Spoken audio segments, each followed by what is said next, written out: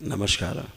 आज इस तुमकुर की धरती पर भगवान शिव के महादेव के इस क्षेत्र में मुझे आने का सौभाग्य प्राप्त हुआ और आपने समय दिया, इसके लिए बहुत बहुत धन्यवाद। आप सबको बहुत बहुत धन्यवाद। मैं इस 600 वर्ष पुरानी परंपरा को प्रणाम करता हूँ, जिनमें अनेक महापुरुषों ने, हमारे गुरुओं ने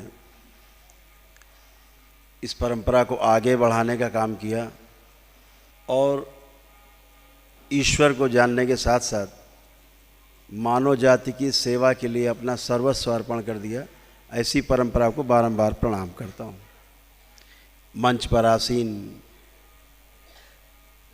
स्वामी जी, उनको और उनके गुरुदेव श्री श्री को मैं हृदय से प्रणाम करता हूँ।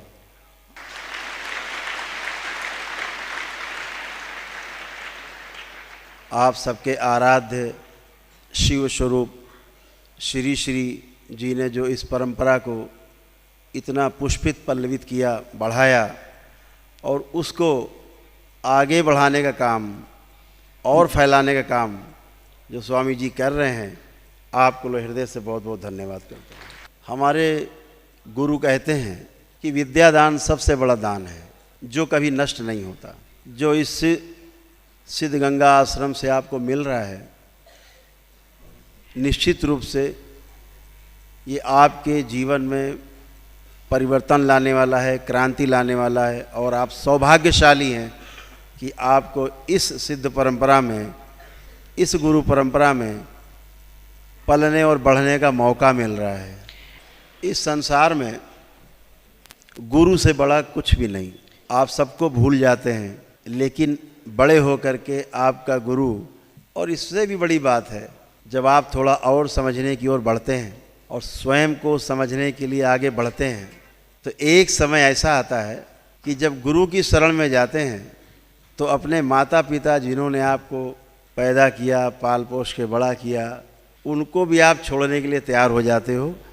क्योंकि माता पिता आपको भौतिकता में जीना सिखाते हैं, साधन सुविधा कैसे इकट्ठा की जाए, कैसे जीवन को अच्छे से जिया जाए, ये सिखाते हैं। इस शरीर को जिंदा कैसे रखा जाए, ये सिखाते हैं। लेकिन हमारे गुरु हमें जीना सिखाते हैं।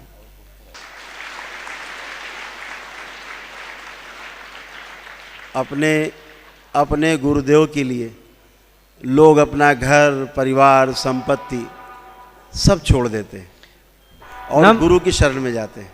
ऐसा लोग बड़े होकर के करते हैं, लेकिन आप सब बहुत सौभाग्यशाली हैं जो सिद्ध गंगा गुरुओं की इस पवित्र परंपरा में आपको बचपन में ही स्थान मिला और आपको ऐसे गौरवशाली गुरुओं का सानिध्य प्राप्त हुआ।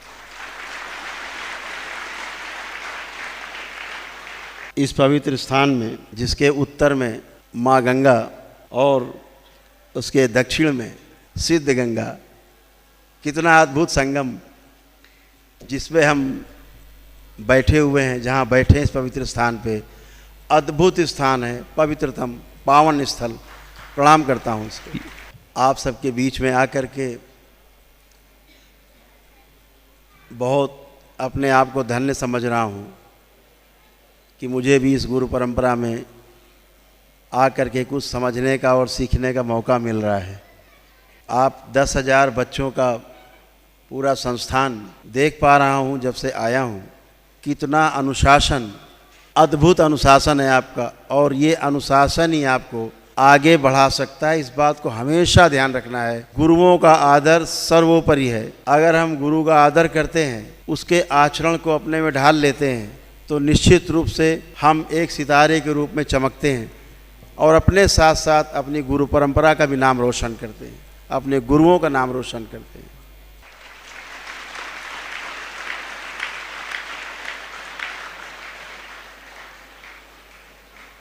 आप के बीच में आने का मेरा एक छोटा सा उद्देश्य है। विद्या अध्ययन अभी तो रोजी रोटी का माध्यम माना जाता है। ಈಗ ಈ ಕಾಲದಲ್ಲಿ ವಿದ್ಯಾದಾನ ಬರೀ ದುಡಿಯೋದಕ್ಕೆ ಸಾಧನೆ ಮಾಡೋರೆ, लेकिन असली विद्या वो है जो गुरुकुल में आपको अपने गुरुओं से प्राप्त होती है।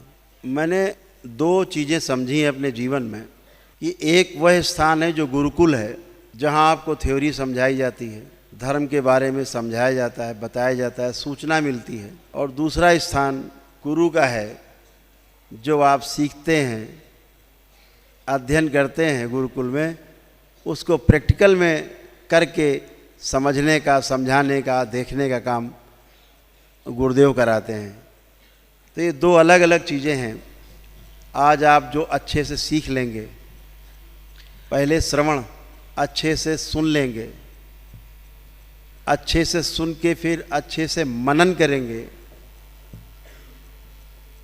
तभी आप आगे कुछ अच्छे से कर पाएंगे। पहला आपका जो सीढ़ी है, हमारे गुरुकुल में हमें क्या बताया जा रहा है उसको ठीक से सुनना, सुन करके ठीक से उसका मनन करना, मनन करके जो अच्छा अच्छा है उसको ग्रहण करना, और बाद में जो अच्छा अच्छा है उसको सब में फैलाना। यही काम करके आप गुरु परंपरा को आगे बढ़ा सकते हो। अभी आप विद्याध्ययन करते हैं, कुछ समस्याएं हैं आपकी, जो करौली शंकर महादेव धाम है कानपुर में, बच्चों पर काफ़ी अध्ययन किया स्वामी। बच्चों को कुछ समस्याएं आती हैं, बच्चे किससे कहें, क्योंकि बच्चों के बीच में हैं। ये तो सौभाग्यशाली हैं कि यहीं पर निवास करते हैं। अन्यथा स्कूल कॉलेज से जो बच्चे घर चले जाते हैं, घर में माता पिता को समय नहीं, अपने अपने कार्य में व्यस्त, स्कूल से जो मिला उसमें क्या कमी है, क्या अच्छाई है, उसको पूरी तरह से एनालिसिस बच्चे नहीं कर पाते, और फिर अपनी मर्जी से जीना शुरू करते हैं।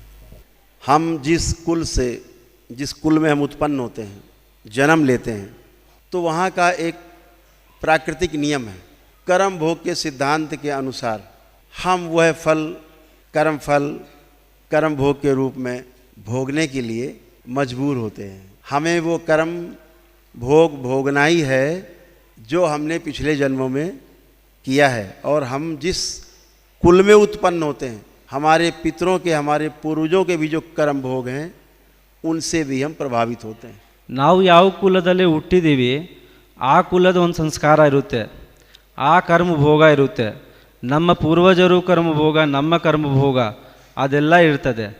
आज की जो नई पीढ़ी है अपने पूर्वजों की ओर कम ध्यान दे पाती है, जिससे संकट कुछ ज़्यादा है। ऐसा दरबार का अध्ययन है। अभी हम आपको आपकी कुछ समस्याओं से अवगत कराएंगे, लेकिन इसमें खुशी की बात यह है कि भगवान भोलेनाथ और माँ की असीम अनुकंपा से जो समस्याएं हम आपकी गिनाएंगे, उसका समाधान भी अगले 5 मिनट में आपका हो जाएगा। और यह सब संभव हुआ हमारे परम पूज्य गुरुदेव पंडित श्री राधा रमण जी मिश्र और हमारी गुरु माँ कामरू कामाख्या के आशीर्वाद से, उनकी असीम अनुकंपा से। हमारे परम पूज्य गुरुदेव पंडित श्री राधा रमण जी मिश्र ने 111 वर्ष की उम्र में जीवित महासमाधि ली। आज आपको शिव और शक्ति का एक साथ अनुभव इस प्रांगण में होने वाला है। इसके लिए आप सब तैयार हो जाओ। जैसे कुछ समस्याएं आपकी, जैसे जब टीचर क्लास में आपको पढ़ाते हैं, गुरु आपके पढ़ाते हैं, अध्यापकगण, आपका उनकी तरफ ध्यान नहीं होता, या जो वो बोलते हैं, समझाते हैं, पढ़ाते हैं, तो आप ठीक से बात को समझ नहीं पाते। कभी कभी आप लोगों में, आप गुरुकुल में हैं, कभी कभी ये भाव भी बहुत बच्चों में आते हैं कि हम कहाँ हैं, चलो निकलते हैं। कुछ बच्चे, अब यहाँ मेरे को नहीं पता कि मोबाइल आपको मिलता है कि नहीं, अलाउड नहीं है, अदरवाइज मन तो करता ही है कि मोबाइल देखा जाए। ये भी एक विकार है। इस आधुनिक विज्ञान का ये अच्छा एक संसाधन है, लेकिन विद्यार्थियों के लिए ये बहुत ही बेकार की वस्तु है। जैसे पढ़ाई में रुचि कम होना या ना होना, कि हम ज़बरदस्ती बस पढ़ रहे हैं, अपने आप को ढो रहे हैं, ऐसा भी होता है। पढ़ते समय मन भटकता है, पढ़ते समय घबराहट, बेचैनी, उलझन पैदा होती है, एंजाइटी होती है। ನಮಗೆ ಓದೋಕ್ಕೆ ಇಷ್ಟ ಆಗಲ್ಲ, ಓದುವಾಗ ನಮಗೆ ಇದಾಗುತ್ತೆ, ಭಯ ಆಗುತ್ತೆ, ಎಂಜೈಟಿ ಥರ ಆಗುತ್ತೆ, ಏನಕ್ಕೆ ಓದ್ತಾ ಇದ್ದೀವಿ ಅಂತ ಅನಿಸುತ್ತೆ. अपने गुरुजनों से भय होता है, अपने सहपाठियों से कभी कभी गुस्सा, क्रोध और चिढ़ पैदा होती है। ನಮ್ಮ ಗುರುವಿಂದ ನಮ್ಗೆ ಭಯ ಆಗುತ್ತೆ, ನಾವು ಓದ್ತಾ ಇರುವ ನಮ್ಮ ಸಹಪಾಠಿಯ ಜೊತೆಗೆ ನಮ್ಮ ಕೋಪ ಬರುತ್ತೆ, ಜಗಳ ಆಗ್ತೀವಿ, ಇದಾಗ್ತೀವಿ. और आत्मविश्वास में कमी रहती है कि हम पता नहीं कर पाएंगे कि नहीं कर पाएंगे, ऐसा लो कॉन्फिडेंस रहता है। स्मरण शक्ति कमज़ोर हो जाती है, हम ठीक ठीक चीज़ों को विस्मरण कर जाते हैं। जब हमें उत्तर देना होता है किसी प्रश्न का, उस समय विस्मरण हो जाता है, बहुत याद करने पर भी याद नहीं आता। जब परीक्षा भवन से बाहर निकलते हैं तो याद आता है उसका उत्तर, ऐसा भी होता है। ನಮ್ಮ ಸ್ಮರಣ ಶಕ್ತಿಯ ಕಮ್ಮಿವಾಗಿರುತ್ತದೆ. ನಾವು ಪರೀಕ್ಷೆಯಲ್ಲಿ ಕೂತ್ಕೊಳ್ಳುವಾಗ ಏನು ಓದಿದ್ದೀವೋ, ಏನು ಬರೀಬೇಕು ಅಂತ ಏನೂ ಅರ್ಥವಾಗಲ್ಲ. और एकाग्रता में कमी बनी रहती है, चीज़ों को हम ठीक से कंसंट्रेट नहीं कर पाते, ठीक से एकाग्र नहीं हो पाते, मन इधर उधर टेक ऑफ करता है। तो अभी भगवान भोलेनाथ और माँ की इस संयुक्त शक्ति ने अपना कुछ कार्य किया है और आपको इसका आशीर्वाद प्राप्त हो चुका है कि जितने भी विकार आपके अंदर हैं या बैड हैबिट्स हैं, आज से आपकी सब नष्ट होने वाली हैं। और इन सब प्रश्नों का उत्तर मैं आपसे स्वयं लूँगा, जिसका उत्तर आप स्वयं देंगे हमको। ಇದೆಲ್ಲ ವಾಸಿ ಆದಮೇಲೆ ನಾನು ನಿಮ್ಮ ಹತ್ರ ಕೇಳ್ತೀನಿ, ಇದು ನಿಮ್ಗೆ ಆಗಿದೆಯಾ ಇಲ್ವಾ ಅಂತ ನೀವು ಕ್ಲಿಯರೆನ್ಸ್ ಕೊಡಬೇಕು.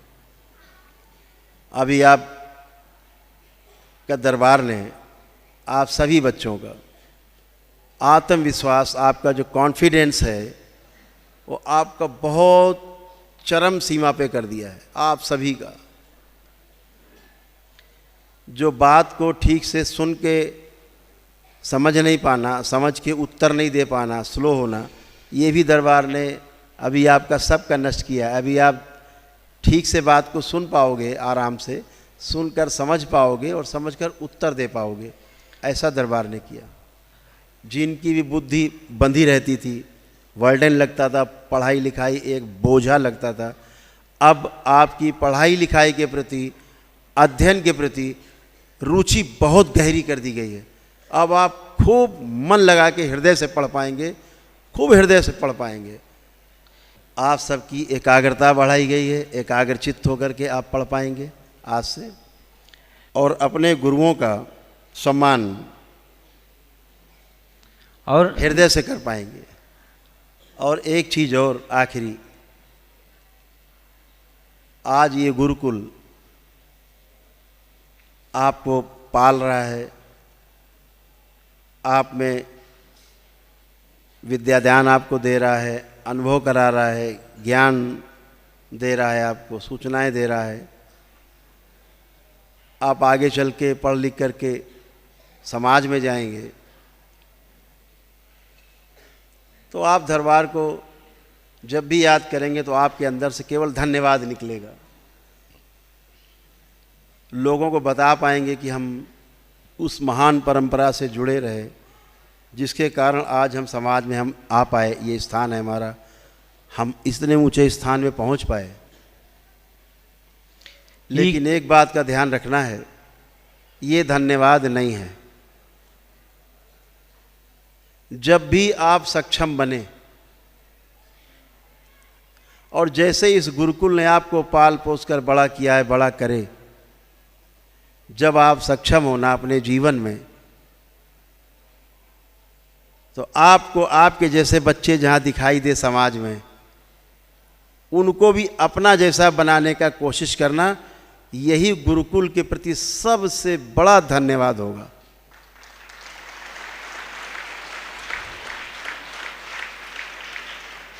तो अभी हम लोग कुछ अपने गुरुओं के सम्मान में बोलेंगे, आप लोग प्रत्युत्तर में जय बोलेंगे। और इसके पश्चात जो मैंने बोला है आपसे वो अपने आप संपन्न हो जाएगा, उसका उत्तर आप स्वयं देंगे। ನಾವೀಗ ಹೇಳೋದು ಗುರು ಸನ್ಮಾನದಲ್ಲೇ ನೀವೆಲ್ಲರೂ ಜಯ ಹೇಳಬೇಕು, ಆಮೇಲೆ ನಾವು ಕೇಳ್ತೀವಿ, ನಾವು ಆನ್ಸರ್ ಕೊಡಬೇಕು। तो सभी लोग प्रेम से बोलिए सद्गुरुदेव भगवान की जय। गुरु माता की जय, भगवान भोलेनाथ की, माता कामाख्या की, जय, सभी संतों की, जय, गौ माता की, जय, बोलिए सच्चे दरबार की, जय, करौली शंकर महादेव की, जय, सिद्ध गंगाश्रम की, जय। हर हर महादेव। आप सभी लोग अपने अपने नेत्र बंद करें, अपने अपने हृदय में भगवान भोलेनाथ को ध्यान करें, शक्ति स्वरूपा माता कामाख्या को प्रणाम करें, परम पूजनीय गुरुदेव भगवान को प्रणाम करें और गुरु माता को प्रणाम करें। अपने शिव स्वरूप गुरुदेव भगवान श्री श्री शिव शिव अंत सुमिरी को मनसले ध्यान कर लें, प्रणाम कर लें। आपके समक्ष आपके गुरुदेव भगवान जो मेरे मंच में बैठे हैं साथ में, स्वामी जी को प्रणाम कर लें और 5 बार बोलेंगे ओम नमः शिवाय।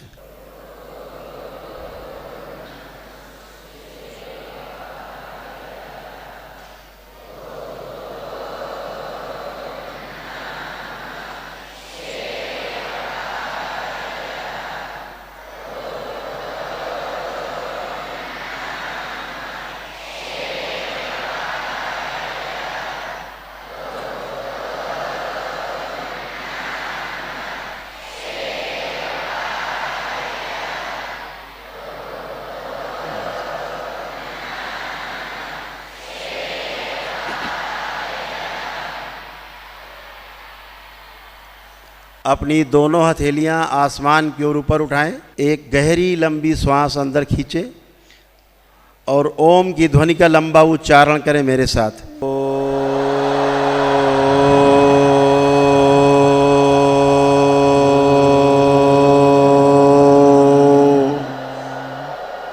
ऐसे 2 बार और करेंगे।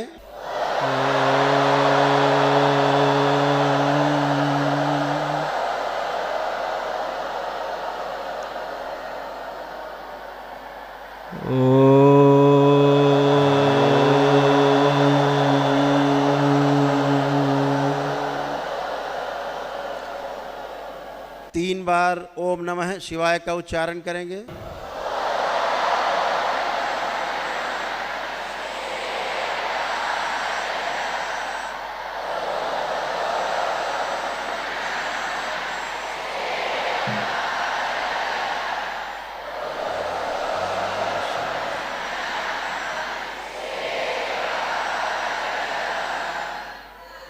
तालियां बजाएंगे।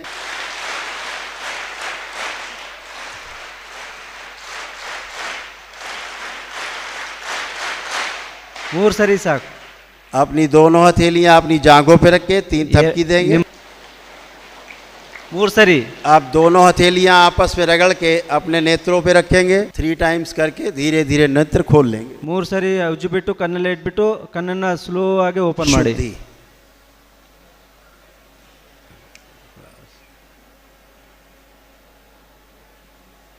अब जितने भी आप बच्चे यहाँ बैठे हो, जितने भी लोग प्रांगण में हैं, सभी लोग, आपके अंदर एक भी नेगेटिव अर्थात नकारात्मक विचार किसी में भी शेष नहीं है। किसी में एक भी नेगेटिव थॉट्स नहीं आ रहा है किसी के भी लिए। किसी में अगर आ रहा है तो हाथ उठा सकता है। जितने नकारात्मक विचार आते थे, गंदे गंदे विचार आते थे, किसी के भी प्रति आते थे, गुरुओं के प्रति आते थे, अपने साथ सहपाठियों के लिए आते थे, किसी के लिए भी आते थे। अब देखें आंख बंद करके, कोई गंदा विचार किसी के लिए भी कुछ भी आ रहा है क्या? अगर नहीं आ रहा है तो क्लैपिंग करेंगे, आ रहा है तो खड़े हो जाएंगे।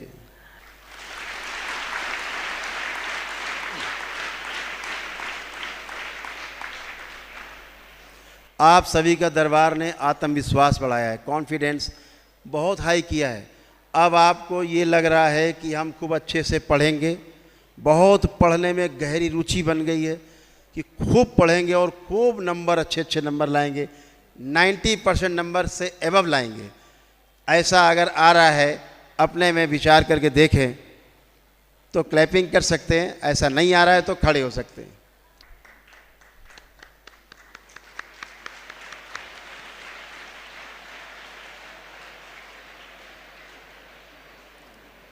दरबार ने जितना बोला कि आपकी एकाग्र शक्ति बढ़ाई गई, गुरुओं के प्रति हृदय में सम्मान के भाव पैदा किए गए, ये भोलेनाथ और माँ की संयुक्त शक्ति के कारण हुआ।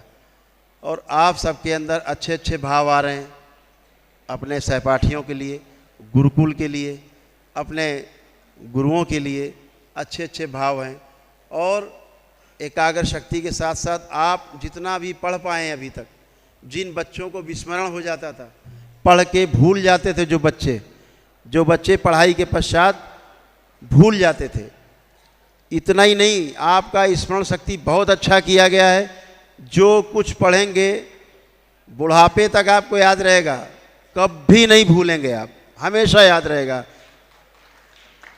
इतना ही नहीं, जो बच्चे पढ़ करके पीछे का भूल चुके हैं, याद नहीं आता, आपको विस्मरण हुआ है, उन बच्चों को भी दरबार की कृपा से पीछे का विस्मरण हुआ भी सब याद दिला दिया गया है।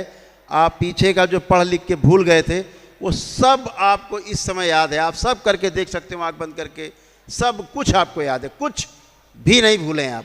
सब बच्चे आंख बंद करके अनुभव कर सकते हैं। ಕಣ್ಣನ್ನ ಮುಚ್ಚಿಬಿಟ್ಟು ನೀವು ಅನುಭವ ಮಾಡ್ಬೋದು, ನಿಮಗೆ ಪರೀಕ್ಷೆ ಮಾಡ್ಕೊಬೋದು। और यदि पीछे का पढ़ा लिखा जो भूल गए थे याद आ रहा है तो क्लैपिंग कर सकते हैं।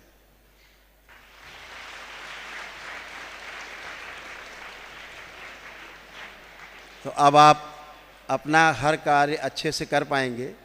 आप तो बहुत अनुशासित हैं, आप बहुत ही अनुशासन में है, तो हमने देखा ही है, लेकिन आप और अपने आप को स्व अनुशासित कर पाएंगे। मैं दरबार की ओर से, अपने समस्त पूर्ण गुरुओं की ओर से आप सभी के मंगल भविष्य का, उज्जवल भविष्य का कामना करता हूँ कि आप सभी विद्या अध्ययन करें। इसके साथ विद्या का जो अर्थ है, जो है ही, जो विद्यमान है, उसको जानने को विद्या कहा गया, उसको भी आगे चल के ज़रूर जानने का प्रयास करें।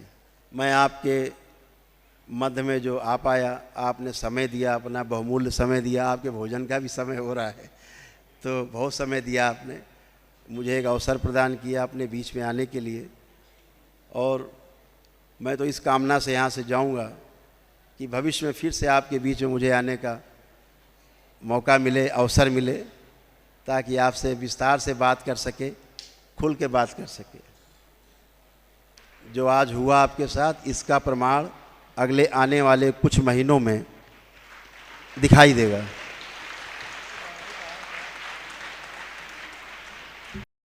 मंगल कामनाओं के साथ, हरि हर।